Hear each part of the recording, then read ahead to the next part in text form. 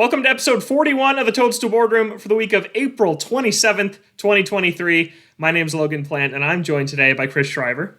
Hello. And Justin Coreyes. Hey, guys. And we've got a special show for you this week because we are recording this a few weeks in advance. I am off right now in real time on vacation in Japan, not hanging out to record episodes with these guys. So we didn't want to just totally go away for those few weeks while I was gone. So we decided to do something fun, something timeless, and rank the top 15 Nintendo games of all time. So this is going to be a two-part episode. Part 1 is today. Part 2 will be next week, Thursday, noon Pacific, your regularly scheduled Toadstool Boardroom time. And we're gonna go through here and kind of create a list together and then tear that list apart next week through a fun game. So it's going to be a lot of fun. I think that it's interesting because we have very different takes on different eras of Nintendo history. Like Justin, I know, loves the classics a lot more than I do. So it's going to be interesting to see kind of how this all plays out. I just got called old. No, you didn't? No? You have a different different life experience. I'm seasoned than either of us. You were seasoned. That's right. So a couple of housekeeping things to get into before we get into this ranking game. There are so many great Nintendo games, so don't be sad if your favorite doesn't make it, because we probably love it too. But we're only able to talk about 15 games this week, so we're gonna just pick some of our favorites, some that we think deserve to be on the list. Also, if you listen to us regularly on audio, Spotify, Apple Podcasts, wherever, I encourage you to check out the video version this week over on YouTube, because our producer Chris is going to be live updating a list of the games as we make it, and you'll be able to watch that updated. And for our audio listeners, if you do just like listening to the show in the car or whatever, we'll read through the list every so often, every few minutes, just so you can kind of get a quick refresher of what it is. So audio is still totally good this week, but come check us out on video. Go ahead. If for some reason you need to reference this list later, right now it's private during the time of us recording this, but what you're going to be able to do is go to ggapp.io/Shrives93, and I will make this list publicly available once this episode airs, so you can check it out and then be like, look what these clowns did, show it to all your friends. And this is the podcast that awarded Mario Tennis Aces the #1 Mario sports game, and I don't regret it.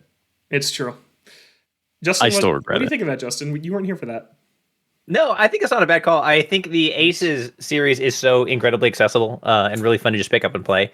I would have given my nod to Wii Sports. Just Mario Sports. Just the top Mario Sports games. Oh, Mario. Well, yeah. Okay. As an old man, who's pounding the table for golf on the NES?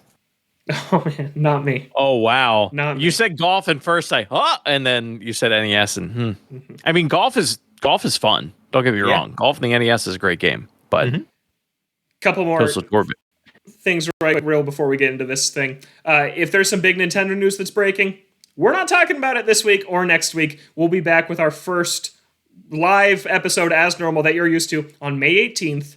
That's the week after Zelda comes out, so we'll have surely a ton of Zelda impressions to talk about, as well as all the cool stuff I picked up and saw in Japan and whatever else. So that's going to be a big show, so May 18th.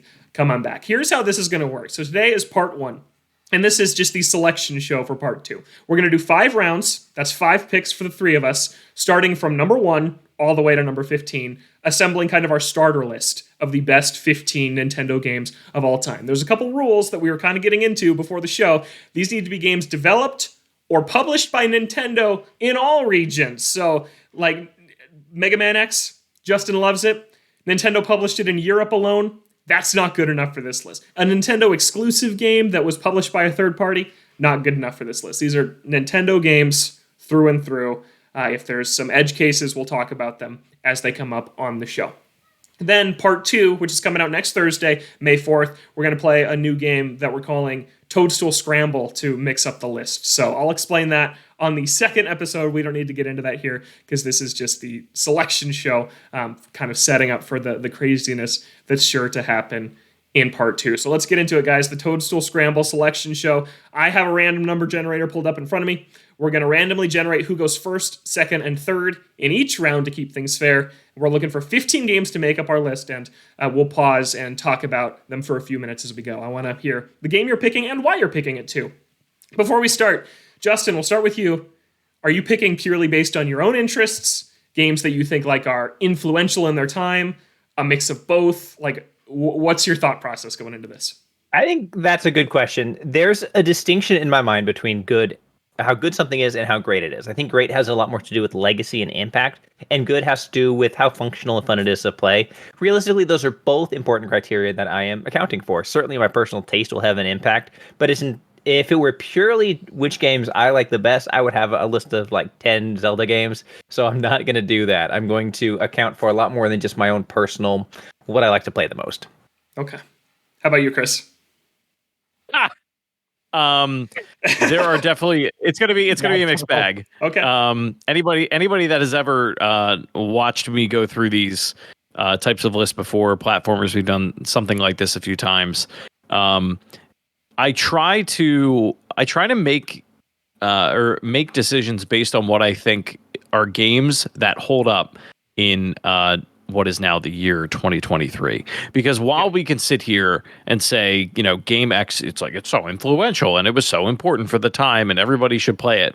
Those games exist, and I think those types of games are important. But those don't necessarily mean that they are the best games that that they are better than what may have come after the fact. You know what I mean?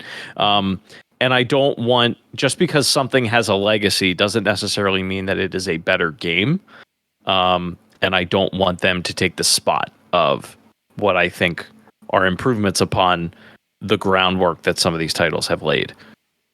Yeah, I'm with both of you guys on this. I think that I kind of in recent years have really tried to take off the nostalgia glasses when evaluating all games. And like you said, Chris, like in 2023, is this one of the 15 best games Nintendo's ever made, right?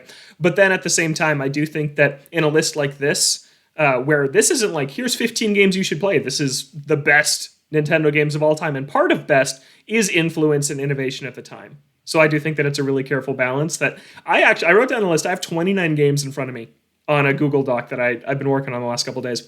And I don't know which ones I'm going to pick yet. I think it really depends on what you guys do and kind of the vibe of the list. Like if Chris throws on something ridiculous that shouldn't be on there, maybe I'll follow suit and do the same thing. But here we go. Let's get started. I've got the random number generator. For round one,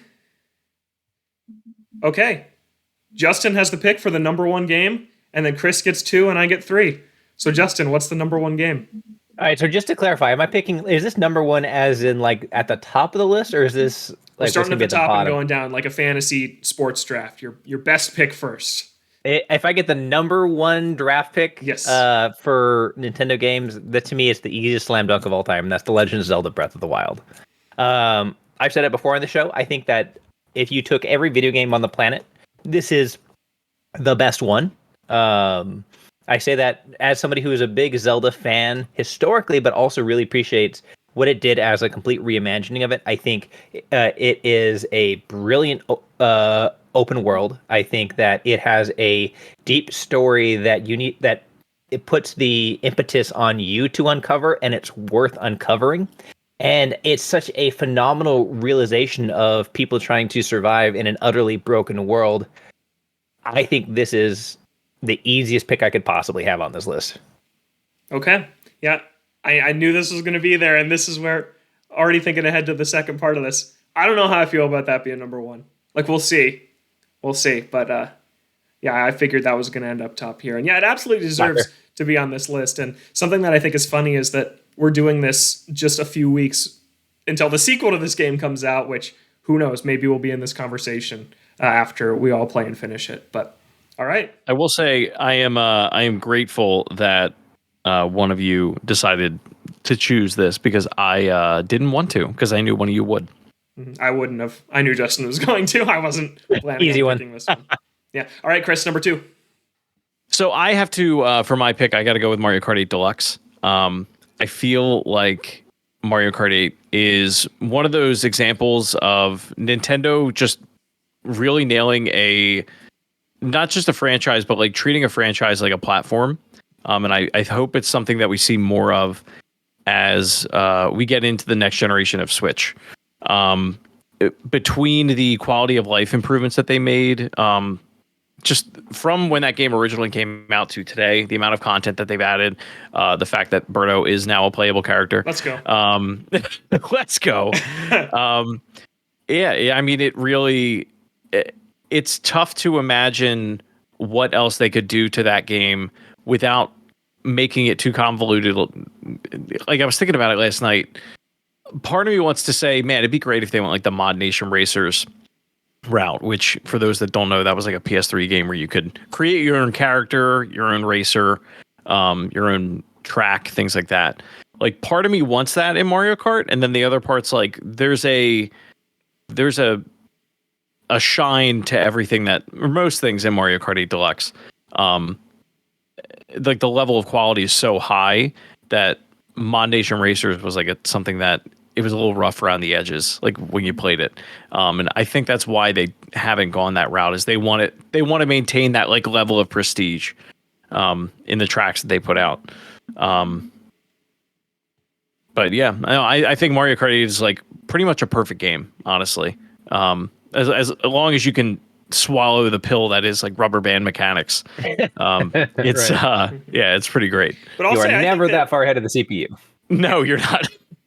I think that 8 is already better balanced than pretty much any other Mario Kart. I think that when you play that one with a competitive group of people, I think that, yeah, there's always going to be races where you're in first and you get whacked with a blue shell off the line and you lose the race. But I think, like, if you look at like the mess that was Mario Kart Wii's item balance, like Mario Kart 8, they kind of nailed it. And then introducing the Super Horn to give you a way to combat the blue shell. Like, I am really big fan of the mechanics in Mario Kart 8. And yeah, I think that this is a game that even before this big resurgence we've seen in the last year with the Booster Course Pass, I think this would already deserve to be on the list prior to that. And now that they're just doubling the amount of tracks, adding in new characters, tweaking the balance, doing all these things. There was a huge balance update with the last patch that totally changed the online meta for Mario Kart 8. Like, it's just different. Like, 7 years later, it's awesome.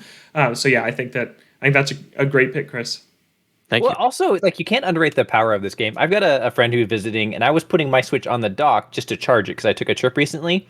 And like, we saw the logo for Mario Kart 8 on it, and all of a sudden there was a 4-player Grand Prix happening just because we saw the logo on screen. All it takes is that one person to be like, "Do you guys?" Like, hey, yep. And then boom, I'm drifting around corners as Cat Peach. Yeah. And I have only been playing as Birdo ever since Birdo joined the game. It has been awesome. It's been super fun. Who do you play as, Justin? Like, what's your standard? Like, I have a standard build pretty much all the time. My main is Baby Luigi and has been ever since Double Dash. Oh, wow. Okay. But I've been doing a decent amount of Birdo and Cat Peach lately. Yeah. I did Birdo for like the first probably week that those courses came out. Usually, because I usually play 200cc. Oh, yeah. Oh, we got to play 200, Chris. Oh, yeah. It's Wario, whatever the tiny, I think it's the rollers, the tiny tires, and the bitty buggy. Like, he's so squished in there. It is a meta build. Yeah. But I've tried, and like every month or so I'll try it because I play Mario Kart 8 like pretty often. Me too. Or pretty consistently. And I try to change up that build and I just can't. Like, I always go back to that same thing. Well, and it's so much about feel, like more so than like any like under the hood like statistics happening. Once you know what your specific like combination of weight and tires and kart feel like, it's really hard to do anything else. Yeah. Who can guess what kart I drive in Mario Kart 8? Is it the Epona kart? No, it's the Blue Falcon. Yes, it's the Blue Falcon. But I use the Hylian kite, so I do have some Zelda. Okay. There you go, little Zelda. And you don't just roll it in a Mercedes Benz the whole way. The GLA. Yeah. When I'm not Birdo, I'm always Ludwig or Mario, because I'm a huge fan of Ludwig. And yeah, you guys play online ever, like against strangers online? Yeah, not against strangers. Very seldom. Yeah, I used to. Before the pandemic, we used to play at lunch every day at work in the office. And then there was a while we were doing it online, but it just kind of fell off. Yeah, because there's a really pretty strong online community for that game. I play all the time with a buddy of mine. Our racer rating is in like the 15,000s, and it pairs you with people of similar ranking, and we're in matches really fast all the time. So yeah, Mario Kart is awesome. I'm happy with that pick. I have been I've been agonizing over what to pick. I can't decide. There's so many games in my head. Listeners, or viewers, if you're watching the video, you saw we changed outfits, maybe changed time of day. Chris had a weather scare over on his half of the country, so we had to delay recording a day. And I've had an extra day to think about what I was gonna throw on this list, and I think I'm gonna go for it. I was trying to decide is starting the list off with 3 Switch games too many, and I've decided it's not. I think that I need to put Super Smash Bros. Ultimate on this list right now. I think I'm glad somebody did. At the 3rd spot. This is my favorite game of all time. Anytime I try to consider something passing it just can't. I've loved Smash since I was a kid. It's always been one of my favorite franchises. And Ultimate, just like Mario Kart 8 Deluxe, it's like, wow, I cannot imagine myself going back and wanting to play any other version but this one. Like, from the pure hype of everyone is here, there was a lot of kind of E3 discourse going on Twitter over the last week. The last E3 and the second E3 I ever went to was 2018 when the Everyone is Here video dropped, and I was writing for a different outlet at the time, Nintendo Wire. We were all in kind of our miniature version of a war room. There's like 10 of us all watching on a big projector in our hotel, and we just lost our minds when that popped up. Everyone is Here was so incredible. And then Sakurai at the end says, oh, we really focused on putting in all returning characters, so please don't expect too many new characters. And it's like, oh my gosh, 5 years later, King K. Rool, Banjo-Kazooie, Hero, Sora, Sephiroth, like Steve, for God's sake. Like, oh my gosh, this roster is unbelievable. Joker. Yeah. If you look at the competitive years before Persona 5 on Switch, right? Yeah. If you look at the competitive scene, like Melee is still alive, but there's like 5 characters in the meta for Melee. Smash Ultimate, like 35 different characters have won major tournaments. Like, it is the most balanced competitive fighting game. Yeah. It is packed with content. The detail is amazing. The stages look gorgeous. I think the only thing against it is I don't think World of Light is very good. But I haven't touched that in 5 years, so who cares? Like, the fighting is so good, and there's so much to do outside of that. It's just like the amount of content is unbelievable, to the point where Chris and I have talked about this with Mario Kart. What do you do next with Smash Brothers? It feels like you almost have to start here as a base and just spend the next 20 years just building off of it and making it even bigger. But yeah, Smash Ultimate's amazing, and I think belongs to be here, which our list is already showing you how just dang impressive the Switch library is, too. Yeah, I was agonizing a little bit because, I made my own list separate that I could reference when we did this. Yeah. And I had a real hard time deciding which Smash to put on there between Melee and Ultimate. Me too. I still like the way Melee plays a little bit better. It's so quick and snappy. But like you can't compete with the size of the roster, the number of stages, the attention to detail that they put into Ultimate. Like, it's to me when I'm trying to 8 players, right? To me, when it comes down to like, if I'm going to choose between which one, it's like, okay, if you were going to be trapped on a deserted island with one of these 2 Smash games, which one would it be? And then it's Ultimate, no hesitation. Yeah.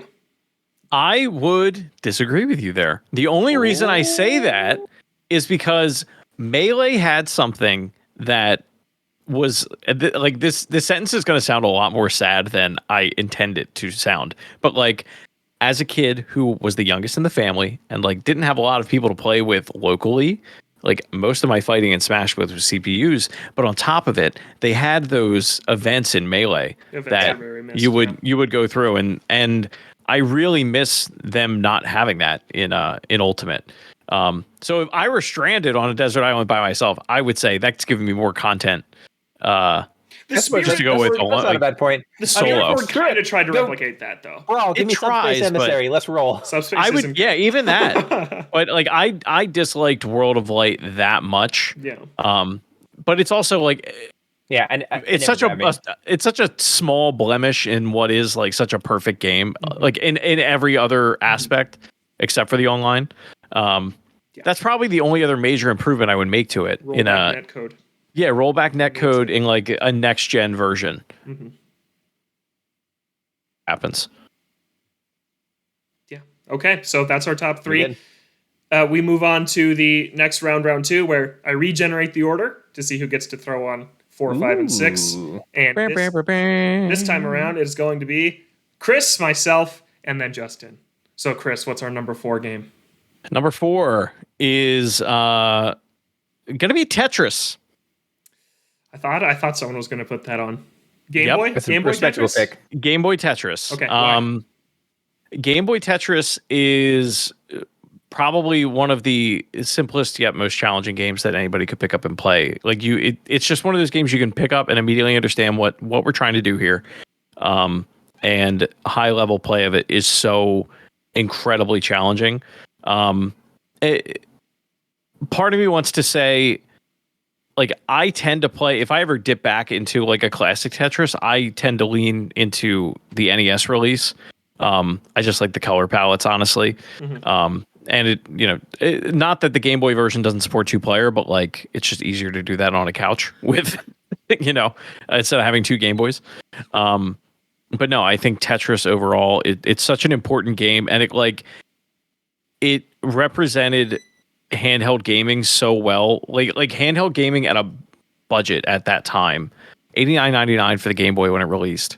And it was a pack-in title. Like, it's one of the best it's one of the best console releases that we've had. Next to like Wii Sports, where it's like, no, you buy this this piece of hardware and you get this piece of software to go with it, and it's like the perfect marriage. Yeah. Anyone watched the Tetris movie yet? I wanted to last night and got too tired. Yeah, I want to check that out. Yeah, I want to check it out too. Really cool. Yeah, I think Tetris is a great pick. I think with all 4 games on our list so far, with Zelda, Mario Kart, and Smash, and this, I think that all 4 of them are very good at appealing to kind of everybody. Like, one point, if we go back to Smash for a second, I would say Ultimate has going for it over Melee. Melee is really fast. And, like, if you know what you're doing in Melee, you can wipe the floor with everyone, more so than an Ultimate. You can in Ultimate also, but I think that Ultimate's just a little more appealing to everybody. Mario Kart obviously has widespread appeal. Zelda has pulled in people that I know in my life that don't really like action-adventure games that love Breath of the Wild, and then Tetris, obviously, like, everybody's played Tetris. So, yeah, I think it's a good pick, Chris. Yeah, and honestly, I think Tetris is the rare example of a game that is perfect. I don't know that there's anything that they could have done with that formula that would be better. It's exactly the right number of shapes, the way they fit together, the music, the way the pace picks up. An incredible achievement of design from 40 years ago that, there's been iterations on it, but has never been bettered. Yeah, okay. That's our number 4 pick. When was the last time you played Tetris, Chris? Probably 2 or 3 days ago. Okay. All right, you were doing your homework. You were like, is this one I want to throw on there?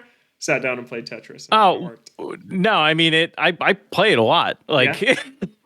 It's one of my go-tos on the Analog Pocket, yeah. Okay, cool. Very cool. Go. Yeah. Okay, I'm up next for number 5, and this is a tough call. They're all tough calls. There's so many games to pick. I think for my next pick, I'm going to throw on Ocarina of Time is going to be my next pick. Okay. I think that when I look at games that have and have not held up over time, I'm one that does not really think like Super Mario 64 has held up especially well. I don't think a lot of N64 games have held up very well. I play Ocarina of Time every year, and I think it's held up great. And then that on top of just how influential it was in 3D games in general, I think that it belongs on this list. I think that it's still one of the best Zelda games. I personally like Twilight Princess more, maybe even Wind Waker more, but Ocarina of Time is such a tight journey from start to end. Its dungeons are amazing, its items are awesome, its music is timeless, and its story is memorable too. So yeah, I think that, obviously I think one of us was going to put this one on here, and yeah, I'll put it on here. Yeah, I wouldn't have. It's because it's not in my top 4 favorite Zelda games. Okay.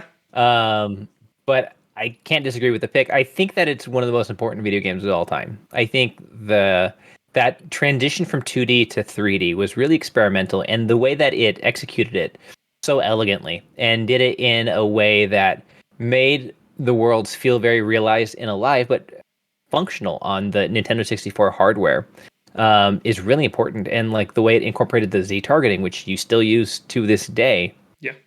Absolute brilliance behind the design of it. So I certainly can't fault anybody for including it. I remember I was old enough that I was getting like Game Informer magazines in the lead up to this, and I wish I still had it, because I remember I had the one that had it as the cover story when they previewed it for the first time. And as somebody at the time whose favorite game was A Link to the Past, like just reading about it, like that was the first time I've ever been so completely wrapped up in excitement and hype, and like felt like I couldn't possibly wait for a game to come out, and it did not disappoint. Were you like as blown away by it when it came out as you expected to be? Oh yeah, no, absolutely. Because a lot of the talk from the time was about how it works, how 3D works. Because like honestly, like polygons were like an exciting thing, right? Yeah. Things having multiple sides and like being 3D shaped. So a lot of the preview talked about that, and you know, a little bit sort of summary of the early section, like going and getting a shield and how to progress and all those things. But I don't think the previews even got out of the forest, right? And so like that first moment when you exit there out into Hyrule Field, and you can see the vastness of the space, you can see the town in the distance, you can see time of day is changing like basically in real time. I had no idea that was something that video games were remotely capable of. It was stunning.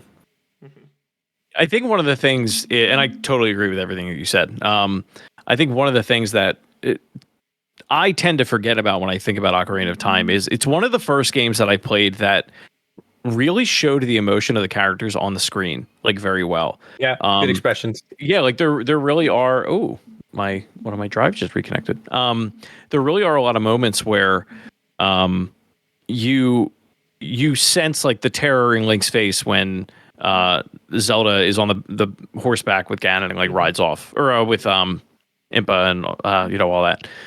Like there's moments of where you just really feel that. I think there are some Super Nintendo games that they have those moments as well, but a lot of it is built up in your head. And Ocarina of Time, it's more presented to you in that way, like it's being acted out. Yeah, and I mean, you can see a perfect expression of terror the first time I ran into a Re-Dead, because that scared the crap out of me. Yeah. Yeah. And I just think that a point I kind of want to expand on a little bit is just how tight I think Ocarina of Time is. When you think about Wind Waker, the Triforce Hunt is a huge section of bloat in otherwise. It comes up every time somebody talks about it. Yeah, Twilight Princess has even a little bit of the same thing where you're chasing around those like characters to unlock the cannon to shoot yourself in the sky. Skyward Sword is like 40% bloat, and Ocarina of Time just doesn't have it. It's like very tight start to finish, has awesome dungeons. It's a clean package. Yeah, it has really cool sections outside of dungeons, like the Gerudo Fortress or going into the well to get the Eye of Truth. Like just really cool moments like that. Good side quests, well-hidden collectibles, the Poe Hunt, the heart pieces you have to find, optional songs that help you advance time of day. Like everything in there just feels like very intentional and well-designed, which is just unbelievable for their first shot in 3D. And I know a really reductive thing people say about it is like, oh, it's a Link to the Past 3D. Yeah, whatever. It's better than a Link to the Past. So it's Twilight Princess. Yeah. It's not perfect. Like I think the Water Temple is still a slog. Mm-hmm. Incredibly unpleasant to this day, even when you know it really well. Especially because like if you screw up the puzzle once, you basically have to restart the entire thing, which is really infuriating. Yeah. But I think that like something that it did that I hadn't felt before in a game was this strong sense of like different communities and like not just biomes, because like, oh, this is the green place, this is the brown place, but it's like, Goron Village like felt like a village lived in by Gorons. Like Kakariko Village felt like, where the people, nearby lived. And Castletown was a town with a completely different feel that was so lively and vibrant. And especially like to do that in 3D was amazing. Yeah.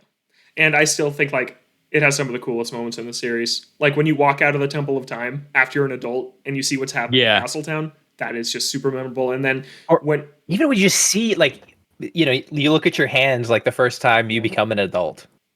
Yeah. They spoil it on the back of the box, which I always thought was like, did you know pre-release that was going to happen? Did you know that he was going to turn into an adult? Can you? Yeah, I think so. I think that was known, but I'll tell you what though, there were just like we speculate a lot about the upcoming Zelda game. Yeah, there's a lot of speculation about that mysterious ninja man that we kept seeing all over the place. And so that was a fantastic reveal. Yeah, and another moment I wanted to call out is when you walk into the final boss against Ganondorf, and he's sitting there just playing the piano, and it's just haunting and very cool, and good. The whole series is so good at those final boss fights. Yes. Like, except for feel it. What is that? Yeah.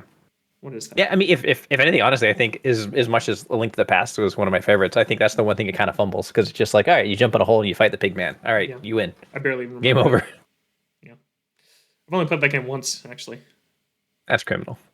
Yeah. Okay, so what? Justin is up next for number 6? Oh, God. All right, so my pick for number 6 is my absolute favorite Mario game of all time.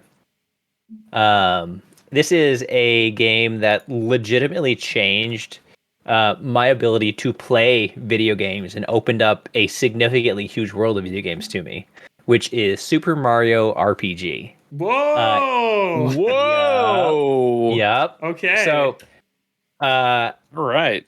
I think that something that we see from Nintendo a lot is they often end consoles with their absolute best, right? They've, perfected the hardware and they've sort of done, I don't want to say like the basics, but, they've kind of executed the game plan and they start to do more interesting and creative things. And Super Mario RPG came out right at the end of the Super Nintendo lifespan, might have been Nintendo's last release for it. It was a collaboration between them and Square, and it was Mario characters in a very strictly turn-based RPG environment. And, I was young enough at the time that, like, I'd rented some RPGs from, like, video game stores, could never quite figure out how to, like, play them. And it's such a perfect onboarding for how to play RPGs. And then it's the first Mario game, like no offense to other Mario games, that really has a cohesive story with acts and characters with like motivations and like that version of Princess Peach. I think to this day is my favorite version of Princess Peach. That version of Bowser is hilarious, and I absolutely love him because he's this big, gruff, tough guy, but he's also kind of a crybaby. Exploring the entirety of the Mushroom Kingdom, starting from Bowser's castle and then getting kicked out of it, having to basically circle the entire globe and go through every area and come back to it. Seeing like the island of the Yoshis and like mole people and bizarre characters like Boosters, who's this weird masked man who attempts to marry the princess at one point and then eventually is just satisfied to eat some Wenny cake. It's weird. It's hilarious. It plays amazing. It's got a good story. It's got heart for days. And I think it is the perfect first RPG for anybody. Yeah, it's tough because now I think there's a lot of baggage associated with the Mario RPG series. Like Mario and Luigi fell off a cliff, let's face it, after Bowser's Inside Story. Yeah. Dream Team is not good.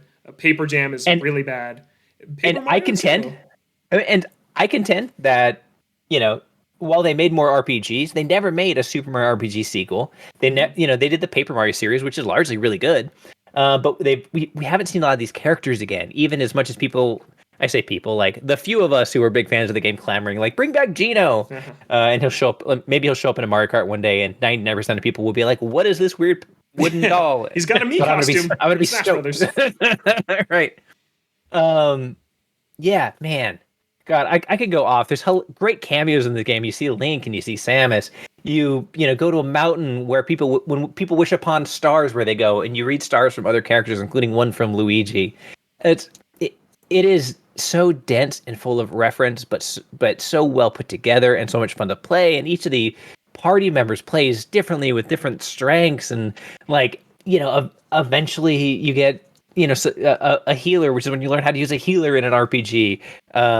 It's awesome. It's absolutely awesome. I think it's legitimately one of the best games Nintendo's ever made. That makes things interesting because I was considering throwing Thousand Year Door on this list a little bit later. Ooh, we'll see if Thousand Year Door is real good. Oh man, yeah. It's real good. We'll see. I don't know. I like RPG quite a bit better. Yeah. Okay. Yeah, because I've never finished Super Mario RPG. I think when I started it, I was a little too young. I need to go back and play it now. Because go back now and fight the Power Rangers and tell me that this isn't one of the best Mario games of all time. I bought it on the Wii Virtual Console, so that was a ways back now. Yeah, that's ways back. I gotta try this. It's game. On the SNES Mini. I have that. I do have the SNES Mini. It is. Yeah, I've never played it. It's I have a handful of Super Nintendo games that I've never played or I've never finished, and this is among them. Every year in January 1st, I'm like, this is the year I'm going to play. I'm going to beat Super Mario RPG and I'm going to beat Earthbound. And it hasn't happened yet. because other games come out and then we have to talk about them. Yeah. Then I get distracted. I've started it several times and I'm like, I love the style. I love the setup, and The then humor that's is usually so as far on as I point get. throughout. Yeah. There's this amazing boss fight where you're fighting a piranha plant, but like this like flying shaggy keeps like coming back and giving it like different fertilizers and nutrients. So it just starts as a single piranha plant, becomes like a big double thing, and then a triple thing, and then like it's just this constant escalation of like the size of piranha plant and the number of like additional piranha plant heads it gets. Oh, because this dude keeps flying by and like fertilizing it while you're fighting it. It's incredible. I love it. Someday. All right, I have generated our next round. The order is going to be myself, then Justin, and then Chris here for All our right. next round. Ready so far. Okay, so we're up to number 7, and oh boy, I am going to. Chris just mentioned it. I'm throwing Earthbound on this list. I think Earthbound belongs to. If it doesn't end up here at the final list, I want it to be on here at some point. Earthbound for a very long time was my favorite RPG until Dragon Quest XI kind of took that spot over. But Earthbound and Dragon Quest share a lot of systems and mechanics in common, so it's not surprising that I really like that game. But what's better than Earthbound's RPG mechanics is just its weirdness. This game is so strange. It is a Japanese writer's version of America. It's called Eagle Land. Like, yeah, it's America. You play as there's a guy named Pooh in your party. You can walk around with this giant teddy bear that follows you around, and then it will absorb hits for you. It doesn't tell you when you does that when you buy it. It just happens. The levels aren't like dungeons. It's like one of the dungeons is a shopping mall in the game. Like, it's bizarre. It's quirky. The humor is hilarious. It's the precursor also to like Pokemon in a lot of ways. Like, if you play that, you can see some of the vibes that Pokemon then carries on, both through just the music, the town design, just things like that. But I think it's better than pretty much any Pokemon game, in my opinion. And the story just goes off the rails by the end. It's just an unbelievable game. The soundtrack is incredible. I actually have it on vinyl sitting over there, the Mother 2 fan gamer vinyl of Earthbound that I listen to all the time. Yeah, it's just a super special game that I wish Nintendo would do more with this series. There's reasons that they don't, but I wish that they would. And yeah, this game holds the test of time. I didn't play this until it came out on Wii U in 2013 was when I first played this, and I thought it really held up. It has some issues, like inventory management is a little bit annoying because you have pretty limited menu space, and then you have to dump stuff you're not keeping. But beyond little things like that, it really holds up and is just a really fantastic RPG. Wouldn't recommend it as a starter, though. This game's pretty hard. Like, Earthbound is not easy, but if you like RPGs, this one's worth diving into. Honestly, it's why I haven't. I think I got like 5 or 6 hours into Earthbound within the last like 3 months, and I told myself, like, I got to a point where I was like I'm not very good at RPGs. My wife is like dramatically better at them than I am, and has way more experience with them. And I knew I wanted to play Super Mario RPG, and it was kind of that moment of like, well, if I play Earthbound and really start to wrap my head around it, is that going to tarnish the Mario RPG experience for me? Because like that seems more appropriate, more accessible. There's a lesser barrier to entry there. So all that to say, yeah. I mean, what I've played of it so far, I love the music. The intro to that game is so good. When you just like fire it up there. The writing is very funny. I always thought it was like very funny that your dad is over the phone is like how you save. Yeah, it's like that touch point. Yeah, I don't know. There's a lot of weird, quirky things with it that you're right. Like, I understand why they haven't revisited it yet. And from what I understand of Mother 3, it's like that. There's some that issues times times n. But I feel like Nintendo is, and I don't know, we've been saying this for how many years, like Nintendo fans, but I feel like Nintendo has been like amping up the Earthbound series more and more over the last 4 or 5 years. It would be weird for them to not do anything in that space at this point. I think we'll see it again. I do. We're seeing everything. Yeah. Justin, you played Earthbound? Never once in my life. It's great. If you like Mario RPG, you'll like this game. it's a big hole, I think, in my Nintendo like fandom that I need to correct at some point. So I'd love to. Everything I've seen of it looks great. The music looks great. I want to know what the hell the Blues Brothers are doing in there. So there's plenty of reasons why I want to get into it. Yeah, it's just, and there's a lot of other just amazing moments. Like you can to clear your inventory, like I said, it's one of the issues. There's a sign that there's an item you can have in the inventory that's like a yard sale sign. And if you're just out in the middle of the desert, you can plop that yard sale sign down, and no matter where you are, a dude will come running by and he'll be like, "Oh, I saw you were having a yard sale. Can I buy your ketchup packets?" And then you load off your inventory that you don't want on this random guy, and you get a little bit of money for it. So instead of just throwing it in the trash, they implemented this just quirky little system into it that lets you dispose of things in a different way. It's just really smart ideas that you don't really see in other games, that are kind of one-offs. And yeah, it's a really cool game. Yeah. All right, so we're going to Justin next. Yep. Boy, I am going back and forth between two titles and I do this all the time, trying to decide which of the two is better. I think oh god. Pick World.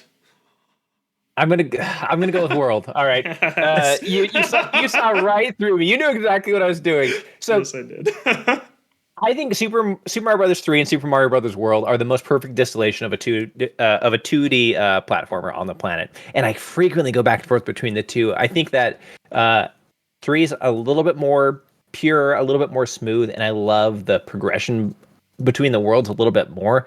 But World is so big and the reach is so enormous. There's so many secrets. There's so many, sometimes you go to, every level has a gate that you exit. Some levels have 2 gates. Some levels have fake gates. Some levels have 2 gates and a door. It's incredible. You can. It reminds me of modern games, and please don't kill me for saying this, like Elden Ring, where when you know it really, really well, you can basically skip most of the game because you know the hidden paths and secret ways. It's if you can sit down and you can clear every single level, go to every castle, beat up every Koopa kid on your way, all the way through Dinosaur Land, right? Bust a bunch of goats, go underground, go through the forest, do all these things, go through Haunted Ship, go to Bowser's Castle, have your big face off after you fight your way through it. Or you could clear 2 levels, go to Star World, connect all the stars, and drop out the back door to Bowser's Castle and beat the game in a half hour tops. Amazing that you can do that. And that you could do it all the way back then. It's a game that is so tremendously good at making levels replayable. Not just replaying the game, but there's reasons to redo the same levels over and over again to look for different things or discover, oh my goodness, there's a moon up here, which gives me 3 1-ups. The characters are crazy and weird. At one point you get, oh darn, I was killed by a football player wearing a catcher's gear, throwing baseballs at me. He's made a comeback. Charging I know, he's back. Yeah. Right? Yeah. It's oh, cool. Oh, man, I'm at the end of this little fortress. Now I have to fight the 4 Triceratops on the carousel like these always end with. Why? What you do? And so, yeah, it's amazing. The power-ups are fantastic. There's the technique behind using the cape to extend your flights effectively forever is fantastic and so much fun to do, and the way that you can spin things and the way that you can queue up your second power, and so you get to the donut secret place so you can always have whatever powers you want on you, and the various Yoshis, and the fact that the different colored Yoshis do different things. So much went into this. This feels like the sort of game that they had almost too much time in development, and so they just kept adding cool stuff to it, and it's so dense, and I absolutely love it.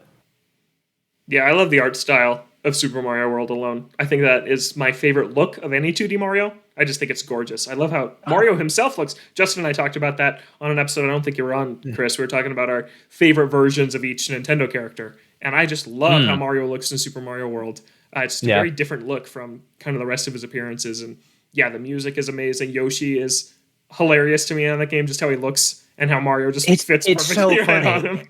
Yeah. Well, there's the baby Yoshis. Every time you clear the castle, Mario demolishes the castles, and they get increasingly weird and funny. So it's like blows up with TNT one time, stomps on it another time. Another time he goes to blow it up with TNT, and it actually like takes off like a rocket and crashes into a mountain, and then the mountain has a bandage on it from then on. Or like he does the plunger, it doesn't blow up. He goes to check out the castle, it explodes, blows him up with it. What do you think of Super Mario World, Chris?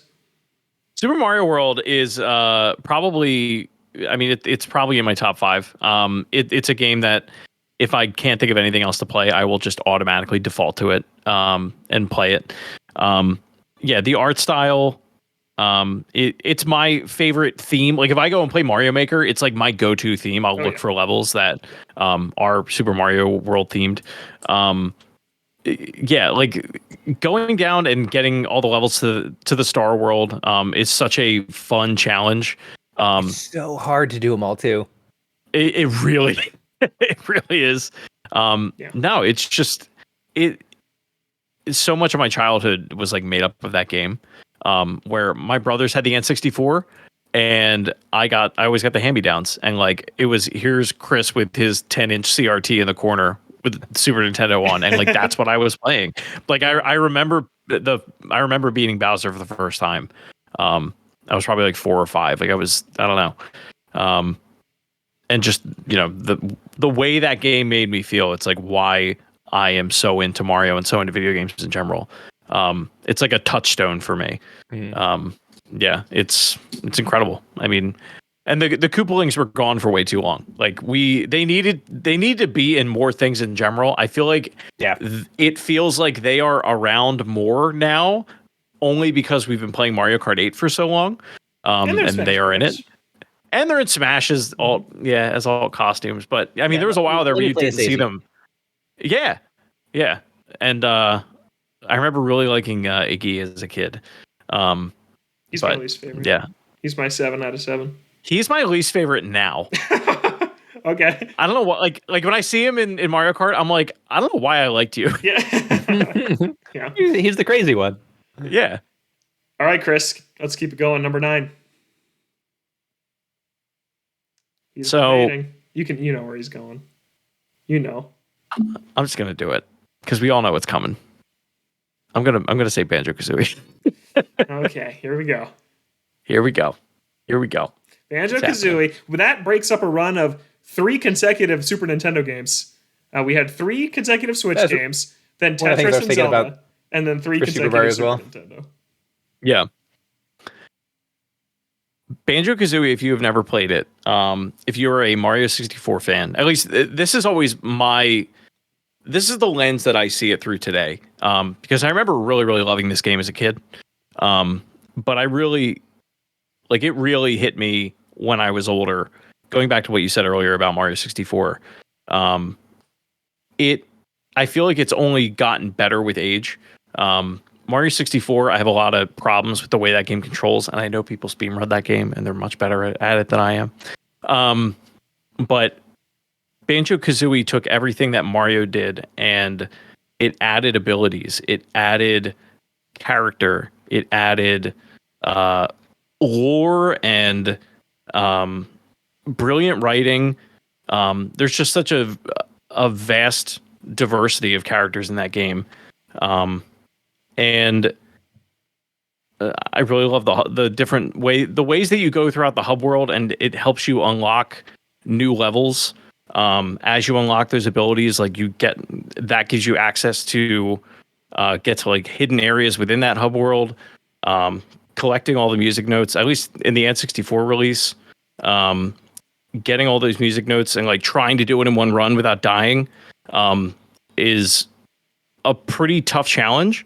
For a lot of people, there's a lot of replayability in that. I think the Xbox version makes it a little too easy in that regard, because it like will save your progress. The N64 one didn't do that. It's just such a. I feel like it was made in a studio where all these people were just like cracking jokes the entire time they were making it, and coming up with all these fresh ideas. And it feels like a game that couldn't be made today because of internet culture and just kind of the downer like feeling that everybody kind of has looming over them a lot of the time. Banjo-Kazooie just doesn't feel like it was made in that kind of vacuum. It's very pure to me. Have you played Banjo-Kazooie, Justin? Yeah, I have, and I like it. I think it's a lesser 3D platformer from the area, but it has a lot of charm.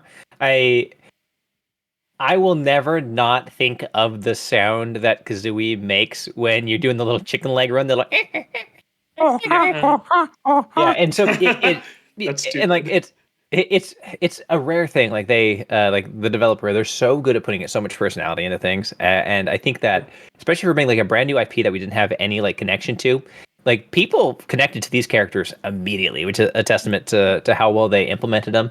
I do appreciate the fact that I think something that it does do a little bit better than Mario 64 is Mario 64 really is largely like paintings are just like a level select screen. It's just hidden behind like running to a door repeatedly. The more like Metroid-esque functionality of Banjo-Kazooie I think is really appealing, as is the fact that, you know, your abilities do change as you play the game. Like you actually do become capable of more. So there's a lot to like, if nothing else. Yeah, I think that which is one quick thing I want to touch on. The fact that you can play that entire game and like not experience entire levels is kind of like mind blowing to me. Yeah. Like Click Clock Wood, there are plenty of people that have beat Banjo-Kazooie and never played it, and it's one of the best levels in the game. Yeah, I really like Banjo-Kazooie. I like Banjo-Tooie also. I really like the most fond memories I actually have is with their multiplayer. The mini games in Banjo-Tooie specifically are really fun to play in split screen. There's like GoldenEye first-person shooter where you're walking around as a character holding a kazooie as your gun, firing different types of eggs at each other, and you're just like hunting each other in these pretty cool levels with really intense music. And there's like the like red and yellow spotted egg you can get where you turn into like a little mouse that runs around and then explodes when you find your opponent. And it's like, yeah, my sister and I did that for hours, and there's some other really fun ones too that I actually returned to on Xbox last year, and I was like, man, these are still really fun today. So yeah, but the games are great too, and Banjo-Kazooie were two of the characters I wanted most in Smash Brothers, and I was very happy when that ended up happening. That was a big day for me. Yeah, so one of my speaking of Rare, one of my favorite little Easter eggs of theirs is in the game Sea of Thieves, which is, you know, associated with Xbox, but you know, Rare is part of Microsoft now. There's different musical instruments you can play, and depending on what items you're holding, you have different contextual like things you can say. If you're playing, and for all the musical instruments, it's the same. You have the same radial of like 10 things you can say, except unless you have a banjo, in which case they add "gah" as one of the things that you can say. Just a great little like nod to banjo. That's awesome. Nice. All right, next round. Only 2 rounds left here on our selection show before we wrap it up. But hey, don't forget. We need more than 15 on this list. That's not enough. In round 2, you can still introduce new games to the list. So this is just our starter list. You'll still be able to add new stuff on part 2 of this whole ranking. So these aren't your last 2 chances to add new games. But Justin will be first, I'm second, and Chris is last. So go for it, Justin. All right, it's time to show the GameCube some love. Finally, there's not a GameCube game here yet. Right, and there are 2 GameCube titles that come to mind that I think have to make it on the list. I'm going to go with. Oh gosh. I almost just fell backwards. Fell out of his chair. If you're watching, that's how blown away he was by my suggestion. The GameCube, an entire cube. My little stopper. I'm like leaning back, and my little stopper like came out and almost flew me backwards. I'm just so excited. Oh my god! This GameCube game. Honestly, if all of us survive making these podcasts, that'll be a victory. Yep. But for me, my favorite GameCube game is Fire Emblem: Path of Radiance. Whoa! Okay. Whoa! I adore Path of Radiance. I think it is the best Fire Emblem game, and it's not close. I think that subsequent titles in the series started to I don't know if do too much is the right term, but like I know a lot of people like, you know, in the like Awakening and things like that, you know, making couples and seeing what kind of babies they make, or they like the like Hogwarts-esque nature of Three Houses, and even like, you know, Engage, which just came out. But honestly, I think all of them sort of drop the thing that I like the most about the early Fire Emblem games is that they're really hard, You need to be extremely on your toes. You need to think several moves ahead, and it will do things like drop enemies on you unexpectedly, and so you have to be able to suddenly like pivot and adjust on the fly. Frankly, I think the series gets way too easy immediately after Path of Radiance, which is a bummer because the difficulty is so much to do with it. I mean, like the default difficulty is like hard and classic in Engage. Like you have to go out of your way to set that up nowadays, and that's a bummer. I love the story. The concept of Ike being thrust into this role where, you know, as a mercenary and the son of the leader of the mercenaries who is killed, and suddenly he has to like take over this thing that he was, you know, not ready for, but has to step up and lead, and all the political intrigue on the back end, and all these like really cool, interesting, memorable characters, and like the way that like it doesn't like go well. Like part of like a number of like players who are on your like characters who are on your team leave when he takes over. It's so good. It is so good. It plays so well. I think the advantage it has over the earlier Fire Emblems to me is it also looks really good, which the other ones, as fun as they are, honestly don't. And it's this great middle ground. Like it's that point where I feel like the different generations of Fire Emblem meet. And it's a bummer that it is so dang hard to access nowadays. Yes. If you are going to do it without pirating it, you need to spend a unreasonable sum of money to buy it if you don't already have it, and have hardware that you can run it on. Fire Emblem Path of Radiance is sitting in my in my Wii right now because that was the last game I was playing on it. It's so good. Yeah, my buddy who lives a couple hours away texted me and said, "Hey, our local game store has Path of Radiance. How much is it? $350." Like, yep, that checks out. It's just ridiculous. That's actually cheaper than I thought you were going to say. I thought you were going to say like 500. Yeah, it's extremely expensive, and it is a shame. Yeah. Justin, did you play Conquest? Did you play Fire Emblem Fates Conquest? I did not. 3DS. That one is very hard, intentionally so. It's the hardest campaign they've made since kind of the Awakening restart of the series, and unfortunately, it just got delisted on the shop, but that game's amazing. That's my personal favorite Fire Emblem campaign because it's exactly what you're describing. You have to think several moves ahead. It is extremely tense. Reinforcements come in all the time. There's one level where you're in this like museum and there's like pots everywhere on the ground, and like half the pots have enemies in them and half of them don't, and they'll just randomly burst out, like kind of like a jump scare out of you. You don't know when it's going to happen. Like there's really creative maps and scenario in Conquest that is really, really, really strong. That's one of the things that Path of Radiance is great. There's like battles on ships, and then you think you're going to be really small and isolated. Then a bunch of demi-humans who can fly show up. There's one where you are basically going through a village, like working your way through enemies like you normally would, and then effectively the final boss of the game shows up, and and then all of a sudden it's like, all right, my little plotting like layer by layer step. No, I need to like get extremely aggressive and kill everything very quickly, because if I get within 10 squares of him, he will kill any unit instantaneously. Mm-hmm. It's this like encroaching like figure of darkness. And so like having to all of a sudden have the hair on the back of your neck go up when you think you have things well in hand, and like, oh no. Amazing. Absolutely incredible. I love it. I've never played it because it's so expensive. I just haven't been able to. I would really like to, but it doesn't happen. I have 2 copies of it. Oh man. Is one of them sealed or no? You just have to. No, I have to. So I bought it back in the day, and then I thought it was long gone, and so a year and a half ago I bought it and Radiant Dawn, the sequel. I got a really good deal on it. Still more than I like to admit that I spent, but I got a good deal on it. And so I was playing through that, and then I was going through, I think I showed you guys like a chest of like really old Nintendo stuff I came across, and my old copy of Path of Radiance was in there, so now I've got 2 of them. That's amazing. Wow. Yeah, that's one of my pretty good about it. That's one of my golden gooses that like I have a ton of GameCube games, so I'd love to have that one on the shelf with it.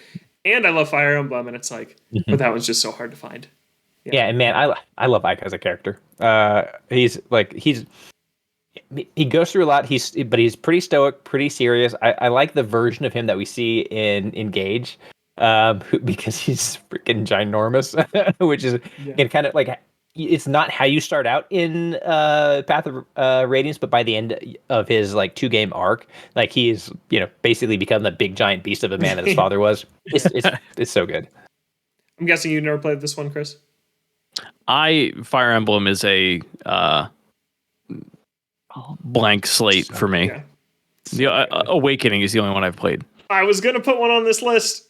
We'll see. Oh gosh, things are getting complicated because I had one I was gonna put on too. Yeah, but I'm not going to for my next pick. How the heck is Super Mario Odyssey not on this list yet? I'm throwing Super Mario Odyssey on right now. Thank God. It needs to be on here. I think it is the pinnacle of the Mario series, easily for me. Easily, especially the 3D ones. I went back and during the pandemic when 3D All-Stars came out, I played them all. I played both Galaxies. I played Sunshine. I played 64, 3D Land, 3D World. And to me, Odyssey just stands head and shoulders above the rest. I think that it is a modern realization of the 64 era collectathon platformer where it just throws stuff at you. I feel like one of its common criticisms was, oh, there's just so many moons. There's moons everywhere. Like, it's overwhelming. And it's like, to me, it's like, no, it's like the Koroks. You go on your own personal journey and you'll stumble into enough moons to beat the game. And like, you're never kind of like barriered by a lack of moons. There's always one around the corner for you to do something fun to find. And that game is just a blast from start to finish. I think that like there's just a smile plastered on your face the entire time you play that. There's not a world in it that I don't like. Its midpoint section in New Donk City is absolutely amazing. One of the best playgrounds Nintendo's ever made. Its finale contains a top 3 moment in video games for me that's just unforgettable. I've talked about it on this show multiple times. I still don't spoil it to this day because of how special I think it is. And if you haven't played it, you need to go play it. And the music is amazing. The captures to me are instantly more usable and friendlier to the 3D space. I really dislike in Galaxy where you get a fire flower and like this song plays, it's like 20 seconds later, your fire flower's gone because they don't want you having it the entire time. But in Odyssey, it's like, oh, if you can finagle a way to get this beast you've captured up here, you can do it. Like you can figure out ways. There's multiple ways to solve pretty much every moon. It's just an amazing game. Dressing up Mario is also super fun. Nintendo let us dress up Mario and Link in the same year, which they did not let us do prior to 2017. So, yeah, Odyssey's got to be on here for me. Do you have a favorite outfit in Odyssey? I like walking around as Mario Maker Mario because I've always loved the Mario Maker construction worker look.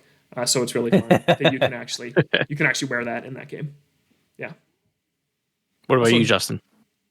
Yeah, so I think it's the Second Kingdom is the desert one. Yes. Man, I love that poncho sombrero combination. Yeah. I think especially like later in the game when you end up in like, a Dark Souls-esque castle or on the beach, it looks so hilarious to be like High Plains drifter rolling in. It makes me laugh a lot. I think that there's also the Super Mario 64 one, which is cool. That one's fun to run around as 64 Mario. I'm just glad it exists. Like I'm glad that one's there. I played that one for quite a bit. Yeah. What about you, Chris? What's your favorite? I really like the skeleton one is coming to mind. I don't know why. I just think it's silly. 9,999 coins. Yeah, that's probably part of it. No, it's a very like just silly concept running around as Mario Skeleton. And the I like the astronaut one. I like the samurai one. I like a lot of them. I don't know. A lot of good ones. And there's quests a lot of really built good ones in around in wearing them. So you have to do this, which is just super cool. And I love that Peach gets all her own outfits upon beating the game. And she's like, I'm sick of being captured. I'm going to go and see these places like on my own. Go see the world. Yeah, on my own convictions. And then you go find her and she's wearing something fitting to each location too. Yeah. Chris, I know you probably wanted to see this game on this list. This was going to be my next one if someone didn't say it. Okay. So part of me is very glad that you said it. Yeah. And the other part is like, oh man, what do I pick next? Yeah. How about you, Justin? How do you feel about Odyssey? I like it a lot. It's not my favorite, but I like it a lot. I think that it's a perfect celebration of Mario, which is so much of what the game does, including New Donk City. And a lot of the areas you go to. And again, I think in particular that ending sequence, it feels so triumphant and victorious, and is so much fun to do. I do think collecting the outfits is really fun and really compelling. Like, I'll replay a level to get all the purple coins just to buy whatever the silliest outfit is. Man, there's some good outfits too. The Diddy Kong suit. That one's so on. funny. I was gonna bring that one up. It's so funny. Yeah, it's great. Or you just make him run around in his underwear, which is also good fun. Yeah, I like the Galaxy games better, largely because I like the challenge better, and I like there's sort of especially the first one. There's actually kind of a very like melancholy tone to it all that I find really compelling, and especially trying to figure out like the storybook and Rosalina, and like as you kind of progress through that story and learning about that, like is honestly like pretty affecting as far as like reaching emotionally. So I prefer Galaxy, but I would never disagree to somebody putting a game like Odyssey on this list. Yeah, it's not super challenging. There are, if you go for every moon, there are some very difficult optional platforming sections. When like the dark side is pretty. Yes. Dark side and darker side are. That's it, darker side. Yeah. Mm-hmm. It's like there's some stuff in there, but just like across the board, like it is as cool as it is. I certainly most of my time I was playing through it, I kind of felt like I was on autopilot. I didn't really have to think about what I was doing all that much. Yeah, there's a lot of cool tricks you can do in that game, though. Like to speed run it or things like that. Like it's a pretty good kit. Oh, yeah, if you're into the Luigi's Balloon World stuff, there's some pretty crazy maneuvers you have to be able to pull off to do that. Yeah. Well, that and the mechanic of throwing your hat and just putting a mustache on everything is so funny. It is so good. Just a giant T-Rex with a mustache, incredible. Yeah, and I just love the look of that game. 15 Goombas stacked up.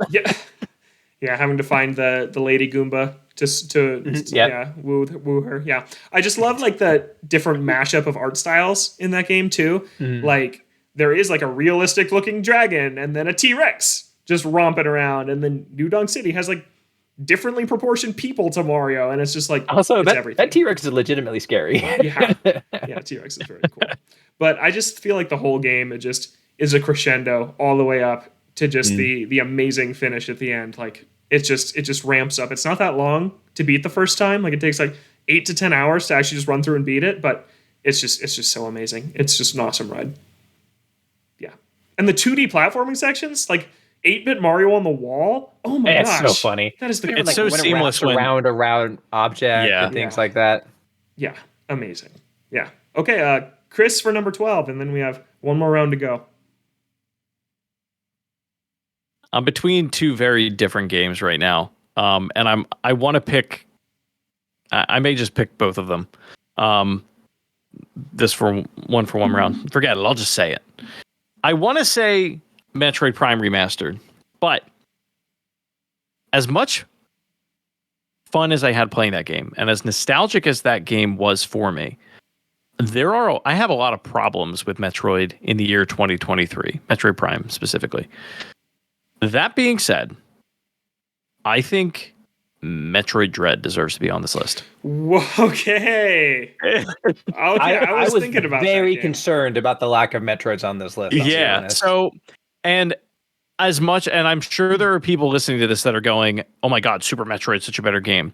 And there's a very good chance that you are correct, and I'm not going to disagree with you. Like that's not a fight that I'm going to have because I haven't played Super Metroid start to finish in at least 10 years. I remember how that game like made me feel, and like I remember how much I love that game, but Metroid games aren't known for being super long, and Dread is like the one it's recency bias. It's the most fresh in my mind. I think Metroid Dread, it does such a great job at making Samus feel like she is such a like weathered confident woman, and like just a confident character. I'm trying not to curse. She's a badass. She's a badass in this game. She's just such a powerful character. There's so many sequences and scenes when you're about to fight a boss, or after you fight Kraid, you have the charge beam and you just like let it go, and like she just doesn't care in this game. And like her tone and the way that she presents herself is so cool. I think the gameplay itself is very fluid. I really love just the way that it feels to kind of slide underneath different things. What's the word I even want? Just the little notches that you can slide underneath in this game. Traversal in this game is very good. the upgrade system is very fun. Getting around the world. I know a lot of people don't like the Emmys. I really enjoy. I enjoyed the chase. I thought it was like a fun. It was stressful. It's anxiety inducing. It's dreadful. And I like being more of a horror fan. Like it is one of those games that it's a rare combination to see that in a Nintendo game outside of Luigi's Mansion, where you feel that sense of horror while you're playing it. There's a lot of suspense going on as you're going throughout it. I just think it's a great game. Yeah, I'll chime in here. The more I play Prime Remastered, the more I think Dread is better. Honestly, I think Prime Remastered starts off amazing. I think the first 4 hours of that game are like, wow, this legitimately is one of the best things I've ever played. I think it starts to not fall apart, but show the cracks a little bit more the deeper into it you get. The traveling around does get to be a little bit of a pain. I think that like stronger enemies start to populate the world, but they're never really a challenge. It's just like a little bit of an annoyance to have to beat them all the time. And then I'm in the middle of the fetch quest right now, trying to track down all the artifacts to actually beat the game. And I'm like, if this wasn't here, this would be a stronger package. And I don't have those problems with Dread. And I think that Dread is the first time I ever played a Metroid where I'm like, wow, Samus is actually fun to control. That's my biggest hang up with Super Metroid. I think that if Super Metroid received a Dread-like remake, I would like it a heck of a lot more. I don't think she's very fun to move in that game. I think that it's slow and stiff, and it doesn't feel good to me in 2023. Justin's making a face. But I think she feels great to control in Dread. And I like this pick. I thought about it, but thought I might get yelled at, so I didn't go for it. But Justin, what do you have to say here? Yeah. Do you like Dread? I haven't played. Okay. That's my challenge. So, and like, wow. I know. And like, I love Metroid. So Super Metroid might have been my next pick on the list because that's another game that, like Tetris, can be. I think is potentially perfect. And I have a difficult time imagining how to improve upon its formula. Everything I've seen of Dread looks really cool, looks pretty impressive. I just haven't had a chance to dive into it. But man, I feel like I've deeply offended you by adding this on this list. Like this is the first moment that I think we've had. Like we've been like, yeah, this should be here, this should be here. And I'm like, I'm throwing the curveball. I'm doing it. It's a tough one. I don't think. I will say this. I don't think me putting this here should sway you from putting. I think Super Metroid should be on this list. It's just I didn't feel right putting it on here because I don't have enough to be able to say about it to speak to it at length. Other than like, I like Zero Mission more than Super. Also, by the way. Oh my god. Yeah, I really like Zero Mission, except the end. The end, I hate the Zero Suit Samus portion. So I probably still pick Super Metroid over it. But yeah. Justin, you got to play Dread, man. You got to play that. Yeah, it's not that long. I know. Yeah. It's really not. Yeah. Hopefully I've got some like extra bandwidth opening up here shortly and I can try and do it. And actually, I'm going on vacation soon. Maybe I'll just download it and put it on my Switch and play it while I'm on vacation. That can be a thing to do. Yeah, it's a great OLED game. Yeah, that's it. That's what I'm thinking. Just me and a OLED and a beach in Mexico. There you go. Awesome. Not a bad idea.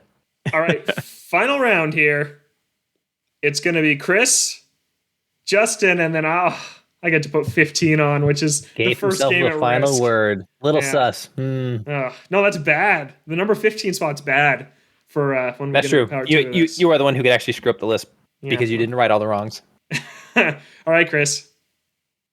There's a lot that isn't on here yet that I want to be here. Can you scroll down so we can see Dread on our list? I can. Oh, I'm sorry. I actually didn't add it. If you're watching along on the YouTube version, you'll see Chris live updating our list here. There's Dread at number 12. Looking at this list, I feel like the ones that I've added, people are like, look at these bad takes. Those are the ones Chris put here. Just gonna go through and go ahead and just replace all of Chris's picks. Yeah. I keep part of me wants to say Mario Galaxy but I feel like there's a lot of Mario representation on this list.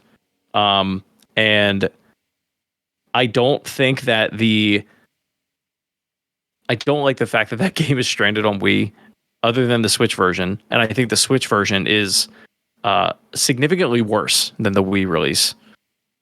So I'm not going to pick that. I am going to pick. I can't handle this. Dramatic pause. Yeah, very dramatic pause. I'm between two very different games is the problem. And Man. Bubble. Donkey Kong Country 2. Oh gosh. Oh, Wow. man. That is just awful. Those games hold up like milk. Sorry. Anyways, why Donkey Kong Country 2? No, You're right. It. No, I can't do it. I can't sway I can't do it. I can't do it. I think Donkey Kong Country 2 is a very good game. I think it's the best Donkey Kong Country game on the Super Nintendo. I can't in good conscience do it. Splatoon 3. Whoa! It's Splatoon 3. Yes, I was gonna do this. That was the other one that I was between. Yes, I think so much better. Splatoon 3 is, while I have not played nearly as much of it as I would like to have played at this point, I think it does everything right that Splatoon tries to do. I think it is a fantastic campaign. The number of loadouts and weapons that you can choose from in that game are incredible. I think it's great. The way that they have changed up Splatfest. I know some people are kind of like on it. It's the only game that has Nintendo Switch app integration where you can buy stuff from the store that constantly rotates content. It's one of the few games that works near perfect on Switch Online. And I have a great time whenever you play it with people. You just have a great time playing it. Probably the only, and it's not the game's fault. The worst thing about it is that the Switch doesn't have Discord built in. Other than that, I absolutely love this game. I think the style is incredible. I love the music. I listen to the music to it all the time. While I miss the Squid Sisters and everything, they are back. You can have both lobbies if you choose to purchase the DLC. It is there's so much to do in this game. It's such a complete package, and it runs buttery smooth. It's one of the technical marvels that exist on the Switch, to me. And it's so accessible for young players that are getting into playing shooters. You don't have to be this super precise player to be able to play Splatoon. Anybody can pick it up and just run around and have a good time. Yeah, I'm totally with you. I think Splatoon 3 should have gotten more recognition at the end of last year than it did. I think it should have gotten some Game of the Year nominations. I think it's that good. I think that when you look at how other multiplayer games launch at the start, it's just a joke compared to Splatoon 3. The amount of content that was in there from the start, a full single-player campaign that's very good, a spin-off card game, which people like, the PvE mode in Salmon Run, which is now available all the time, which was a big hang-up in 2. You can just play it whenever you want, finally. Yeah, Salmon Run really, really, that's what I keep coming back to whenever I do play Splatoon. That's the first thing I jump into. In a multiplayer mode that's so fully featured that, and a great seasonal content update rollout. They had 2 maps every 3 months. Come on, Halo Infinite, what are you doing? That Splatoon 3 is outpacing you. Yeah, I think it's an incredible game. I actually played the Splatfest. Splatfest, by the way, is just a phenomenal thing they've got going for them. I played it this weekend. I had the best match of my life. I had 18 kills, no deaths, and it was amazing. I'm usually not that good, but it was a ton of fun to play over the weekend. And yeah, I think I frequently have said on this show, I think Splatoon is the coolest series Nintendo has right now. It is so dang cool. It's so cool. They had the Squid Sisters, they put out a tweet on Splatoon's account that it's the Squid Sisters are releasing a new song for the Splatfest. And it's this is the only series where it'd be this in-game band is really from a Wii U game is releasing a new song. And everyone's oh, cool, we haven't heard a song from them in a while. It's there's a whole universe built into Splatoon that its fans and it's and that's so cool. It's the only Nintendo franchise that really does that. Has a social media presence that they all play along with and their fans are totally on board with. It's it feels like you're a part of something in that way. Everybody's in on it.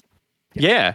Like it has that community behind it. Where not that other Nintendo games don't have a community, but like the Smash fighting community is a very different type of tone around it than what Splatoon is capable of doing, just because of the world that they built. Yeah, I mean, it's one of the least gatekept titles you're ever going to play. Yes. Like, they absolutely, people who were in it want to see more people in on it. And, like, as great as that is, like, it's also worth mentioning that it's a great shooter. It's a really, really good shooter. It's fun to play. The variety of weapons is unbelievable. And the whole, like, conceit of Splatoon with the paint and things like that lets you have weapons that honestly couldn't exist in other shooters. It's such a unique, one-of-a-kind approach to it, and it's so much fun, and it's so damn stylish. It's a great game. I think this is a great pick.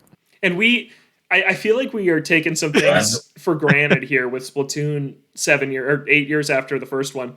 Like, we talked about the Tears of the Kingdom gameplay and how Fuse is like, that's a solution only Nintendo would think of. Like, just the turf war concept in general of it's not about kills and deaths. It's about who covers the most ground in 3 minutes. And yes, you have to kill to kind of increase your chances at that and increase your territory. Ends to the means. Yeah, but like that is so Nintendo. It's so brilliant and clever. I love it. Great pick. Yeah, there's so many Switch games on this list. There's a lot. There's an alarming amount of Switch games on. I wasn't expecting this, to be honest. Yeah. I think because we started this by saying like, we are not, just because it's old doesn't mean it's going to be on here. I mean, like, I love Donkey Kong Country too, but that doesn't mean that, I feel bad. I feel everybody like I discouraged you from picking that. No, because when I said it, I was like, I want to throw up in my mouth that I just picked that over some other games, All right, Justin. I feel like Justin hates the list. I feel like I'm getting I'm okay with the list. There's edits I would make. Yeah, you I'll tell you what, though. We'll make them. For my next pick, I'm going with another GameCube favorite, which is Luigi's Mansion. Oh, okay, cool. Okay. I absolutely adore the series. I will say maybe it's because I'm a younger brother. I've always like really, really liked Luigi quite a bit. I think that it's again, you want to talk about doing something completely different and creative. Here's a Mario Universe game where you don't platform, right? The gameplay is all just you and the Poltergeist. 9000, whatever. Yeah, Poltergust. That Poltergust 9000. It's so funny. They do such a great job making the mansion itself a character. In the way that we would describe like Rapture. It's so much fun. All the rooms are different, going through like the kitchens versus the gardens, and like tracking down all the ghosts, and just like Luigi himself has so much personality in the game. Like, he's a scaredy cat, and you see him like kind of nervously walking or tiptoeing and calling for Mario, just like Mario. Mario. Like you have a button that just does that most of the time. Like, all it does is just make you shout Mario. It's awesome. It is one of the most eminently playable games that you can pick up. It is so much fun. It controls so great. It's so smooth, and it looks fantastic on that GameCube. I love the way the progression works. Again, another game that really well utilizes that like interlocking on itself with new access means design that comes from like the Metroid series and things like that. It's awesome. I love it. I wish everybody would play Luigi's Mansion. I think what Luigi's Mansion does that people tend to not talk about, and I think it's very important, is it gives Luigi an identity. Like, one of the big things going into the Mario movie this week, the time we're recording this, is that, everybody, everything with the Chris Pratt, Chris Pratt's the voice, oh my God, blah, blah, blah. But really, like, Mario being a means to be an avatar for the player. It's like, do we really know this guy? I feel like after Luigi's Mansion, everybody kind of has an idea of who Luigi is. we get Luigi. Yeah, we understand this guy. Totally, and it's informed his like Smash Brothers personality and moveset. The Belmont reveal trailer was Luigi in a mansion, like fighting like Dracula and mummies. It's like, that is so cool. Yeah, no, I really like the first Luigi's Mansion. I like 3 more, another Switch game, but the first one is I'd say more unique than 3, because 3 is like level based. Like you're moving. Yeah, I also think floors. the setting of the mansion is so much better than the hotel. Yeah, it is more unique. It's like this eerie, creepy, like dank place. Like Luigi's Mansion 3 feels like more out of place, and 1 feels like an actual haunted house. And I think that's really unique for Nintendo in 1. And then like it doesn't really tell you what to do, which I like. Like there will be bosses like roaming the hallways, and there's ways to do it. Like you have to get the ice to freeze the guy with the candle or whatever, and then you can catch him. It's like you don't know that when you walk by things. Yeah, it's very Metroid in that way, like you were saying, Justin. It's a cool game. I played the 3DS remake last year and really liked it. Yeah, it's a great game. Okay, one more. This game I'm picking is the first one at risk of getting bumped off in part 2 of this exercise. Oh, I already. Yep. You already know what it's going to be? Go ahead. Oh, no, I'm saving. I got some stuff in my back. Oh. I got stuff in my back pocket for episode 2. You thought I was going to blow F-Zero GX right now? No, I'm saving that. That's not coming up yet. I'm going to highlight a game that I don't think is going to make it to the end of the list, but I think deserves to be talked about. And that's Animal Crossing New Leaf. I think is seriously one of the best games Nintendo's ever made. New Leaf is the 3DS version, and New Horizons on Switch, of course, is the one everybody talks about now. But to me, New Horizons is like a new direction for the series with its terraforming, its building, its focus on crafting, customization. It took a lot from like Minecraft or Stardew Valley, but New Leaf is really the pinnacle of the Animal Crossing franchise to that point, where it is really just you socializing with your villagers, kind of having your home on this island, planting fruit, buying furniture, making wallpapers. And it does all of that so extraordinarily well. And it introduces things like you're the mayor in that game. And as the mayor, you get to choose where bridges go, like you do in New Horizons. That was introduced in New Leaf. You get to kind of, if you're a player who, let's say, works a night shift and can't play until like midnight, you can say, hey, we're night owls in this town, and the shops are open from like 8 p.m. to 8 a.m. Like you can do that. And like it's so customizable. The villagers have a lot of personality. In New Horizons, if you played that, you probably noticed your villagers would say the same things as each other really often, and they only had like a few greetings each. Like there was not as much text in that game because so much of it went into the customization. New Leaf, there's so many funny conversations you can have with your townsfolk. They're very unique. They feel a lot more like your friends than they did in New Horizons, where they just, to me at least, felt like NPCs walking around as kind of a means to an end in this town of yours. But yeah, New Leaf is amazing. Its multiplayer is perfect. Like you can visit each other's towns, and it's a ton of fun. I think it works way better as a handheld game than a console game like City Folk or even the GameCube original, which I also love. But yeah, it was like, I think it's almost underrated as like that huge step forward for the franchise, because I feel like the Switch gets all the credit. Like, oh, Zelda, Mario, Kirby, Animal Crossing, they all took these huge leaps forward, and it's like, oh, Animal Crossing did it on the 3DS. And I think the New Leaf is, it was an achievement at the time. Like they fixed everything people didn't like about Animal Crossing with New Leaf, and it was the perfect kind of version of what that weird series is at the time. But I don't think either of you guys are super big Animal Crossing people. Am I right? Yeah, I'm not the New Horizons is the first one I played. Okay. And it was fine. Like it passed the time, but I'm definitely the furthest thing from a hardcore Animal Crossing fan. Yeah.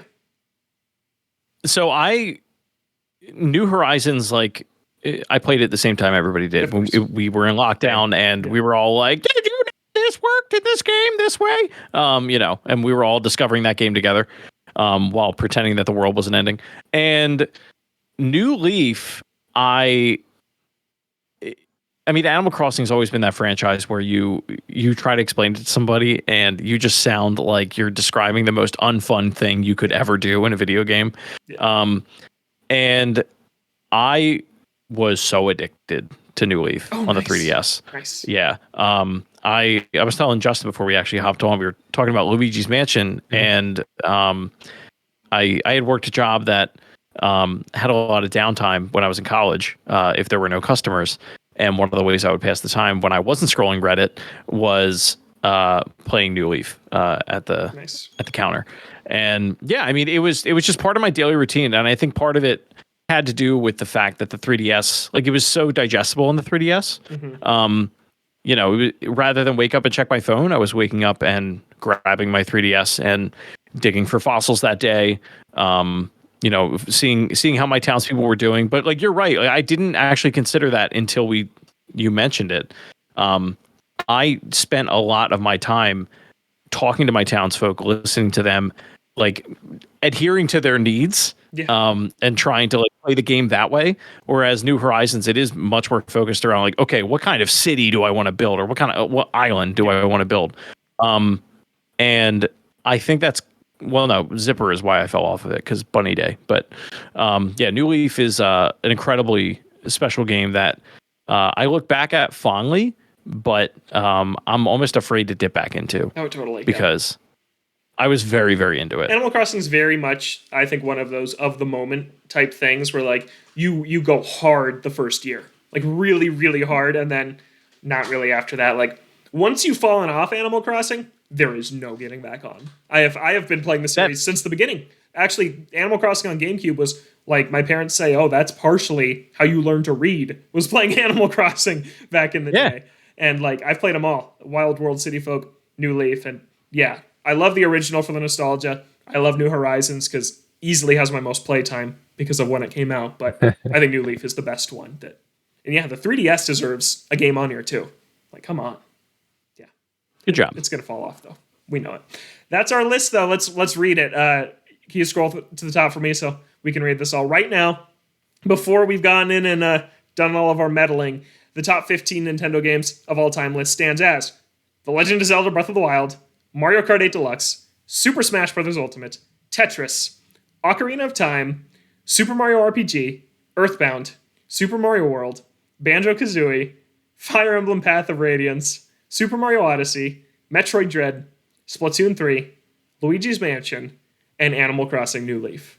This list is going to look a heck of a lot different next week, which we're actually recording right now. Right after this, we're going to sit down and hash it all out. But yeah, we're making you wait a week for it until next time in the Toadstool Boardroom. But real quick, what's your guys' impression of this list? Justin, I'll start with you.